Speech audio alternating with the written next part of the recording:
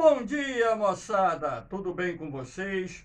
Aqui quem vos fala é o professor Eugênio Bastos, canal Geogênio, a serviço dos alunos que gostam de estudar e passar em concursos. Moçada, vamos fortalecer o canal, dê aquele like, se inscrevam no canal, compartilhe o vídeo e ajude o professor Eugênio Bastos a democratizar o ensino da geografia. Moçada, no nosso encontro de hoje iremos falar sobre aquíferos brasileiros. Na verdade, irei falar sobre os mais importantes aquíferos existentes no Brasil. Havendo qualquer dúvida, faça a sua pergunta lá na parte dos comentários, que eu terei o máximo prazer em respondê-la. Então, vamos ao nosso encontro. Professor, o que seria um aquífero? Um aquífero nada mais é do que um reservatório de água subterrâneo. E o planeta Terra possui inúmeros reservatórios de água subterrâneos. Apenas uma parcela desses reservatórios é conhecida. Aqui no Brasil, por exemplo, nós temos esse mapa aqui que identifica alguns dos aquíferos existentes no território brasileiro. Professor, como se forma um aquífero? Você tem que levar em consideração a questão do ciclo da água. Então, por exemplo, o aquífero é um lençol de água subterrâneo, ou seja, um reservatório de água subterrâneo.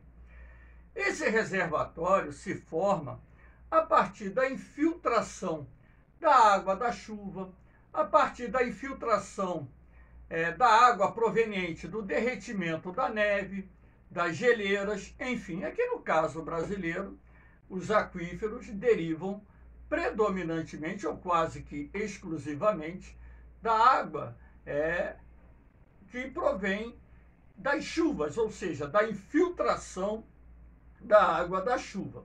Mesmo sabendo que aqui na Amazônia existem, na Colômbia, no Equador, no Peru, por exemplo, nos pontos mais altos da Cordilheira dos Andes, acumulação de neve e até mesmo em algumas áreas geleiras, e que parte dessa água que é drenada para a bacia do rio Amazonas provém da fusão, do derretimento da água da neve e do gelo andino.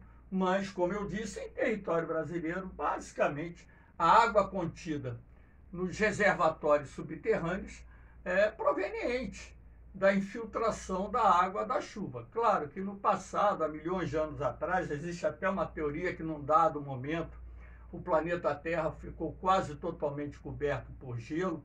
Se de fato isso aconteceu, então parte dessa água existente nos aquíferos brasileiros provém também de reservatórios que se formaram há centenas de milhões de anos, numa época em que, teoricamente, a Terra vivenciou uma era glacial que recobriu basicamente ou praticamente todo o planeta de gelo.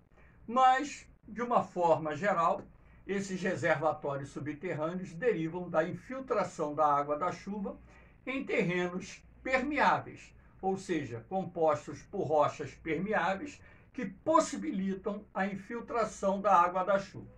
Agora, esses aquíferos são encontrados em diferentes camadas. Então, na verdade, você não tem uma, duas camadas de água depositadas no interior, por exemplo, do Cial, que é a primeira camada da crosta terrestre. Você pode encontrar, como nesse desenho aqui, camadas alternadas de água subterrânea. Então, você pode ter 2, 3, 4 aquíferos ou até mais, dependendo, é claro, da estrutura do terreno. Nesse caso aqui, você tem aquífero confinado, tem 2 aquíferos confinados e um aquífero livre aqui em cima. E você tem aqui as rochas impermeáveis que acabaram confinando, esses 2 aquíferos que se encontram aqui embaixo. Então vamos falar agora a respeito dos principais aquíferos existentes no território brasileiro. Então, o primeiro aquífero é o sistema aquífero Grande Amazônia, que é considerado o maior reservatório de água subterrânea existente no mundo. De acordo com estudos preliminares, o SAGA, o Sistema Aquífero Grande Amazônia, tem um volume de água estimado em 162 mil quilômetros cúbicos. Basta lembrar que 1 metro cúbico de água possui 1.000 litros. Imagina quantos 1.000 litros de água você tem em 162 mil quilômetros cúbicos.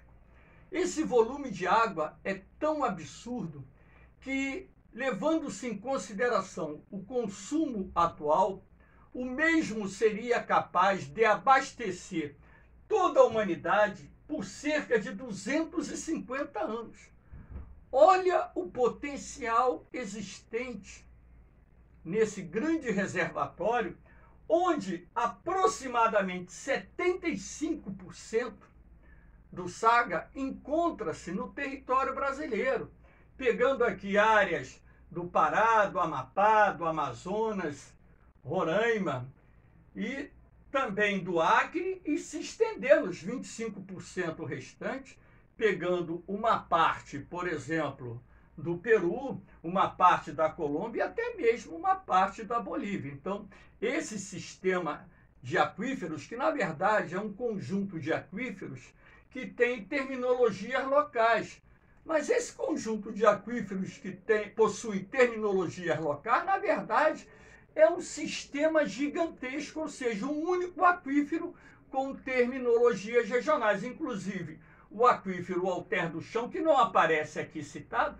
ele se encontra aqui, ó, nessa faixa, que é um dos aquíferos que pertencem a esse sistema, como, por exemplo, o aquífero Amazonas, o aquífero Solimões, o aquífero Acre e por aí vai. Lembrando também que algumas cidades da região norte utilizam a água proveniente do SAGA, que é uma água muito cristalina, muito limpa.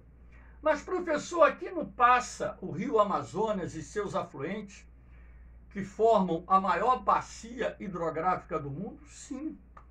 Cerca de 17% de toda a água doce de origem fluvial está dentro da bacia do rio Amazonas. Mas por que eles preferem utilizar a água do SAGA? Algumas cidades utilizam a água do SAGA porque a água do SAGA é limpa. Então não precisa tratar. Enquanto que a água do rio Amazonas e a água contida nos seus afluentes precisa ser tratada para o consumo doméstico. Então o custo acaba sendo maior. Enquanto que a água do SAGA, por ser limpa e cristalina, leva algumas cidades a perfurarem poços de onde essa água sai por pressão para abastecer os moradores que residem nos municípios. Aqui nós temos o aquífero Alter do Chão, representado aqui nessa tonalidade azul. O Alter do Chão, ele passou a ser considerado o maior aquífero do mundo. Eu chamo a atenção de vocês para a seguinte informação. O Alter do Chão é um aquífero que pertence ao SAGA, o Sistema Aquífero Grande Amazônia.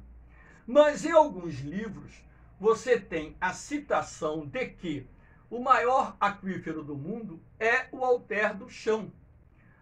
O Alter do Chão, ele abrange áreas do Amapá, Pará e chega até a uma parte do estado do Amazonas. Então, repare só, o Alter do Chão, ele ocupa uma área de aproximadamente 400 mil quilômetros quadrados, ou seja, 1/3 aproximadamente da área ocupada pelo SAGA, mais ou menos isso.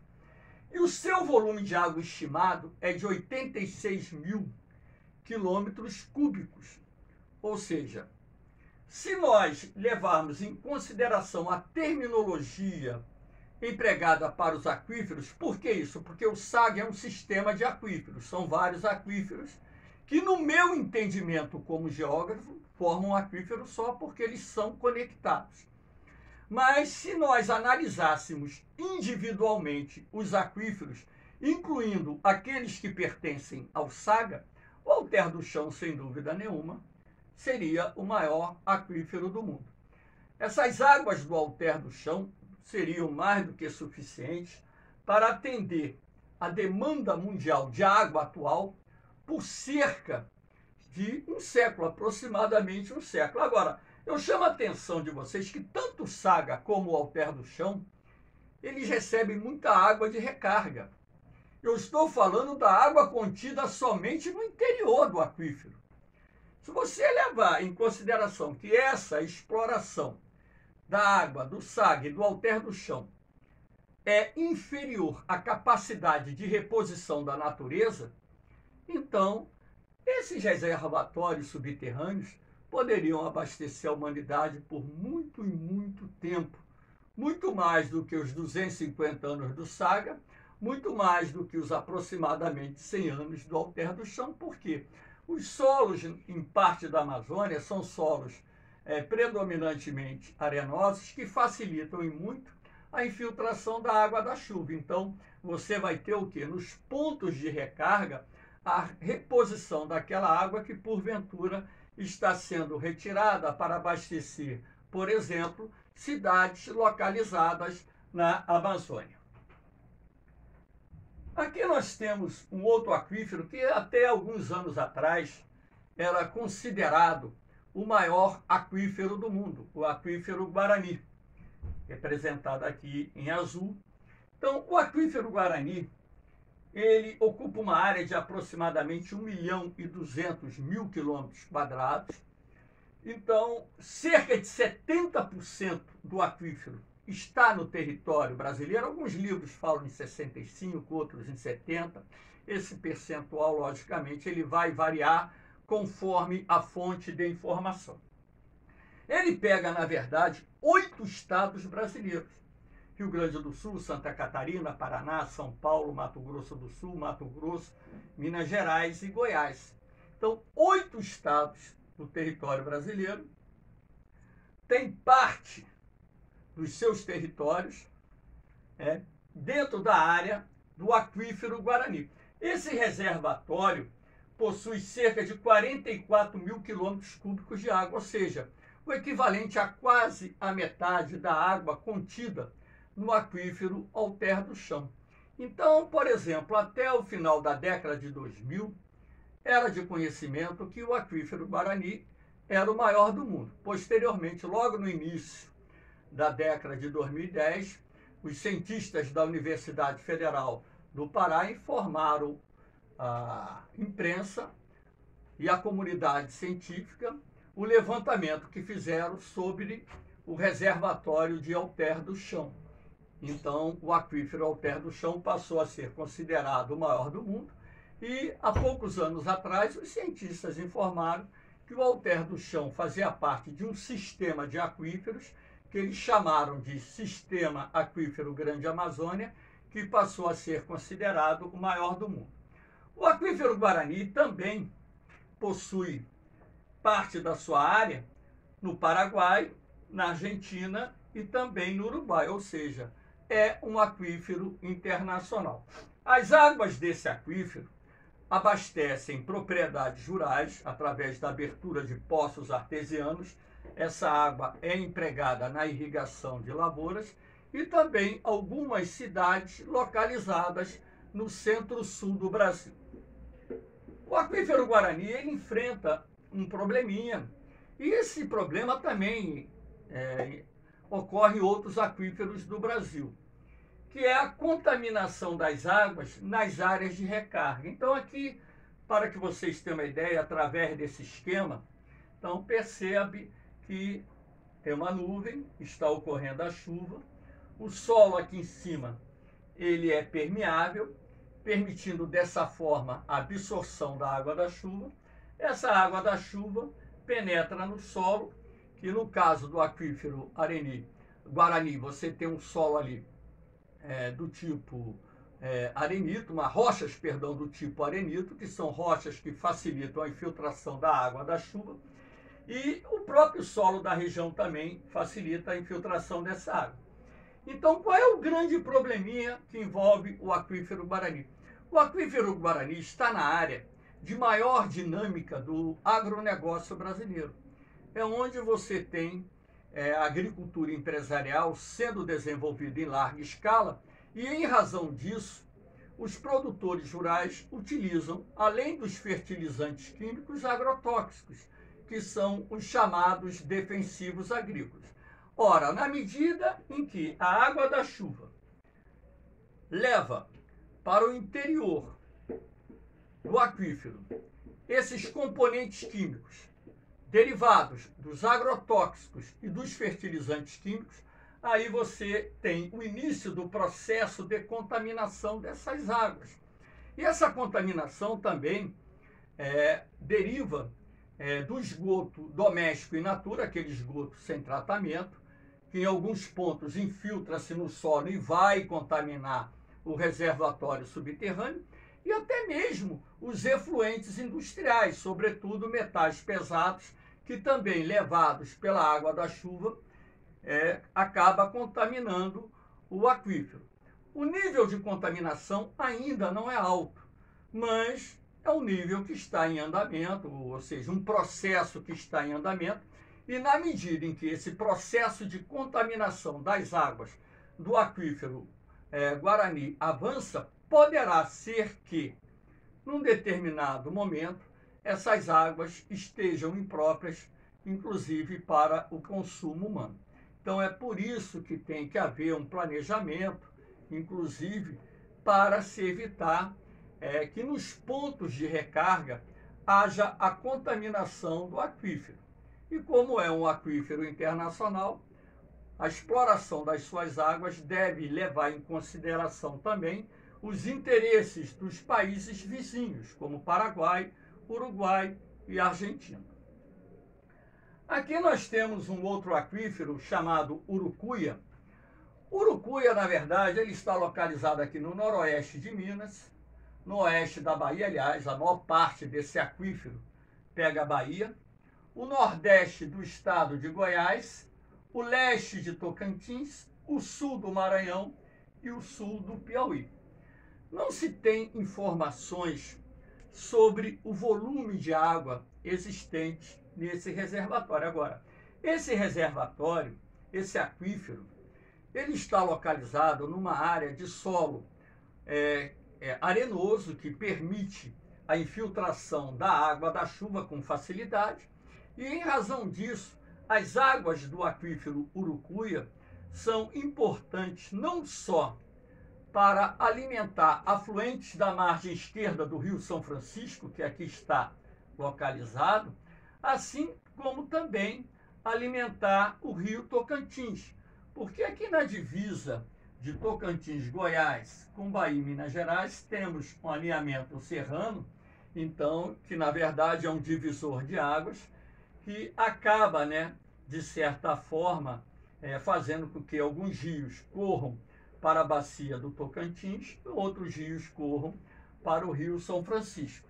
E sendo assim, essas águas do reservatório ou do aquífero Urucuia são importantes porque alimentam afluentes tanto do São Francisco como do Rio Tocantins. E ali foram abertos já milhares de poços, e esses poços artesianos fazem a captação de água que é utilizada na agricultura. Lembrando que o oeste da Bahia, Tocantins, sul do Maranhão, sul do Piauí estão numa região agrícola de grande dinâmica, que vem se desenvolvendo muito nos últimos anos, que a gente chama de Matopiba, Maranhão, Tocantins, Piauí e Bahia, ou Mapitoba, como queiram chamar, Maranhão, Piauí, Tocantins, Bahia e por aí vai. Então, essa área desse aquífero, apesar de não ter um reservatório tão significativo como o Alter do Chão, o Saga e o aquífero Guarani, é considerada de grande importância. Como nós vimos logo no início da aula, no mapinha, o Brasil possui vários outros aquíferos. Todavia, o interessante aqui é apenas analisar os mais importantes aquíferos do Brasil, porque é isso que cai em concurso. Tá? Dos aquíferos que caíram em concurso até hoje, os 4 foram explicados no nosso encontro. Então, moçada, espero que vocês tenham gostado do nosso encontro, da nossa aula. Havendo qualquer dúvida, faça a sua pergunta lá na parte dos comentários. Ajude a divulgar o nosso trabalho, divulgar o canal Geogênio, porque o objetivo do canal não é financeiro, é um objetivo único e exclusivamente de se transformar numa ferramenta de grande relevância para auxiliar você no seu processo de preparação. E a única coisa que eu peço em troca é ajudar a divulgar esse trabalho. Meu canal não é monetizado, não tem fins lucrativos. Aqui eu estou deixando mais uma vez os grupos lá do Facebook, são grupos que eu administro, onde eu disponibilizo meus materiais, os módulos das minhas apostilas, provas comentadas e bancos de questões como suporte de grande relevância no processo de preparação de vocês. Então é só pedir o acesso que eu terei a máxima satisfação de liberar e tê-los fazendo parte do grupo. E havendo dúvida, pode fazer pergunta, porque o professor Eugênio está aqui para ajudar você a realizar o seu sonho. Valeu, moçada! Um beijão no coração de vocês, um forte abraço. Fiquem com Deus, eu vou, mas eu volto, hein?